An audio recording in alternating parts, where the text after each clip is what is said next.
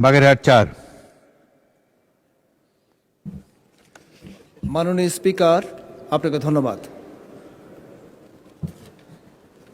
খাজা খানজাহান রহমতুল্লাহের স্মৃতি বিজড়িত জেলা বাগেরহাট, সমুদ্র এবং সুন্দরবন বেষ্টিত জেলা হলো বাগেরহাট। এই বাগেরহাটের অধিকাংশ মানুষ পিছিয়ে পড়া। এই পিছিয়ে পড়া মানুষগুলোকে সুবিধাবঞ্চিত মানুষের স্বাস্থ্য এবং শিক্ষার বিবেচনায় বাগেরহাট জেলায় একটি মেডিকেল কলেজ অত্যন্ত জরুরি। আমি মাননীয় সংসদ সদস্য জনাব জয়নাল আবিদিন 266 ফেনী 2-এর উত্থাপিত সিদ্ধান্ত প্রস্তাবটিকে সমর্থন করছি, পাশাপাশি সংশোধনী দিয়েছি।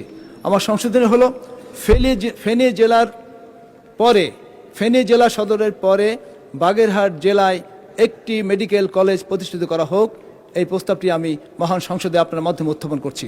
আপনাকে ধন্যবাদ মাননীয় স্পিকার।